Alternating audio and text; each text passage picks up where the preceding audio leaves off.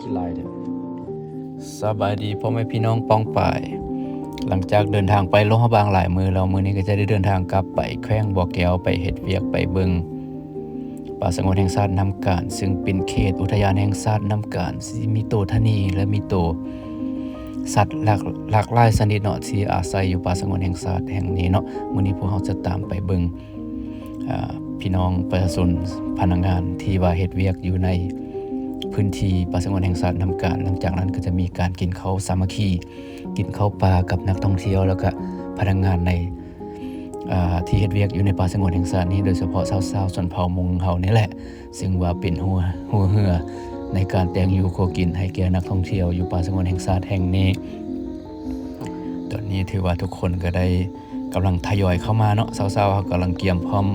ต้อนรับแขกที่ว่ากำลังจะมาเนาะพวกเฮาทีมงานก็ถือว่าได้ตั้งฟืนตั้งไฟจะเกี่ยมอยู่เกี่ยมกินมื้อนี้เป็นฉลองวันศาสตร์ที่2ธันวาคมแล้วก็จะได้มีการกินข้าวสามัคคีทางประธานบริษัทและทางพนักงานทุกคนก็ได้เอาใจใส่ในการเฮ็ดเวียกซอยกันเนาะเพื่อจะได้แต่งอยู่โคกินให้ทันเวลาอาหารมื้อนี้ตอนนี้ก็ถือว่าได้เตรียมพร้อมเรียบร้อยแล้วสาวๆก็เตรียมพร้อมเรียบร้อยแล้วจ้ะเดี๋ยวเฮาไปเบิ่งไปชมบรรยากาศนำกันพ่อแม่พี่น้อง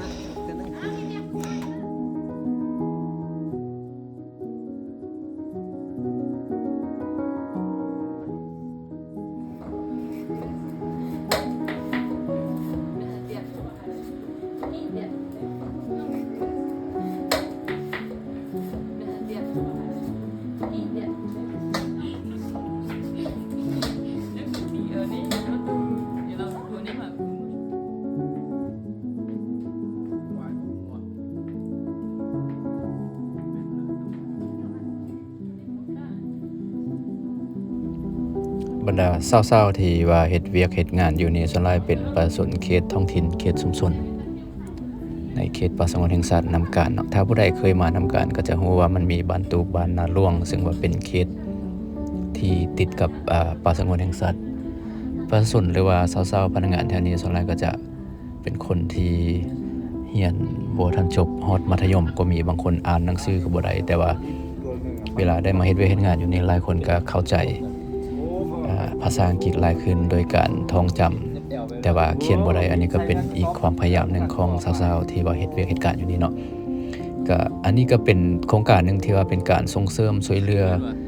ชีวิตการเป็นอยู่ของชุมชนให้ชีวิตการเป็นอยู่ของเจ้าดีขึ้นมีเวียกเฮ็ดงานทำหลายๆคนก็ได้มาเรียนรู้จากการที่ว่าบ่ฮู้ตัวกอตัวคอจากตัวแล้วก็ได้กลายมาเป็นไกด์นำเที่ยวเว้าภาษาอังกฤษคล่องแคล่วแล้วก็สามารถเฮ็ดเวียกเฮ็ดงานได้เป็นทีมได้ดีอันนี้ก็ถือว่าเป็นกิจกรรมหนึ่งของการส่งเสริมเวียกเฮ็ดงานทำที่มั่นคงให้แก่ชุมชนและก็ประชาชนชาวนมหญิงสาวแม่หญิงชนเผ่าเฮ็ดให้เขาเจ้าอยู่กับบ้านบ่ไปหาอยู่หากินเขตอื่นเฮ็ดให้เขาเจ้าได้อยู่กับครอบครัวแล้วก็มีชีวิตอยู่กับชุมชนที่มีความสุขม่วนๆก็อันนี้เป็นวันศาสตร์ที่2ธันวาคมพวกเฮาก็ได้เฉลิมฉลองโดยการเลี้ยงเขาพนักงานทุกคนที่ว่าอาศัยอยู่เฮ็ดเวียกอยู่นำกันนี่เนาะมีทั้งทีมงานลาดตระเวนทีมงานทุกคนเดือนนี้เกือบประมาณ100ชีวิตเนาะที่ว่าเป็นพนักงานบางคนก็บ่ได้มามื้อนี้ข้าพเจ้าก็มาลองขี่สลิงเนาะหลังจากนั้นพวกเราจะไปเบิ่งตูทะนีซึ่งว่าเป็นสัตว์ที่หายากอยู่ในเขตห่วงห้ามป่าสงวนแห่งชาติน้ำกาญแห่งนี้เนาะก็ถือว่าเป็นสัตว์ที่ว่าเหลือน้อยที่สุดที่ว่ายังมีอยู่ในประเทศลาวโดยเฉพาะในเขตนี้ป่าสงวนแห่งชาติน้ำกาญนี้เนาะฉะนั้นถ้าเฮาบ่อนุรักษ์รักษาลูกหลานอาจจะได้กลายเป็นนิทานกลายเป็นเรื่องเล่าไปฉะนั้นพวกเฮาได้เอาใจใส่เต็มที่ในการอนุรักษ์รักษาและอยู่กับธรรมชาติอันนี้ข้าพเจ้าก็ได้พยายามมาทดลองใช้ชีวิตแบบเฮ็ดเวียกอยู่ป่านำชุมชนเดี๋ยวเฮาจะไปเบิ่งโตทะนีน้อยที่ว่าบ่สามารถเข้าใกล้แต่ว่าเฮาจะอยู่ใกล้เบิ่งมัน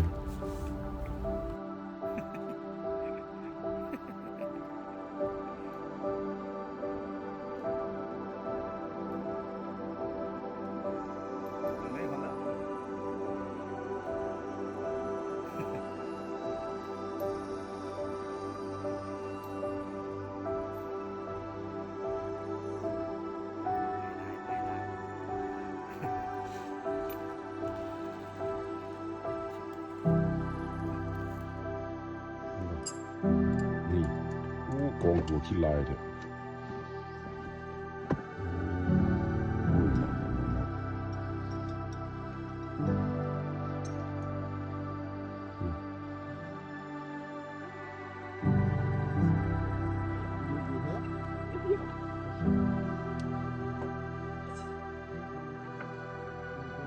ดีเห็นว่าตัวท่านนี้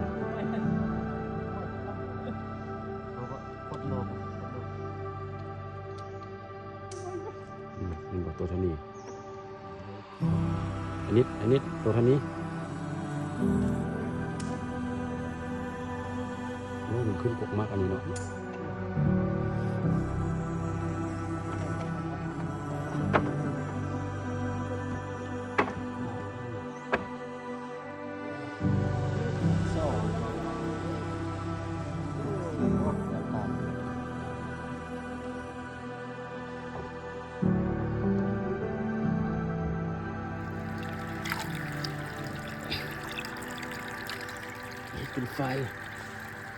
เป็นไฟหน่อ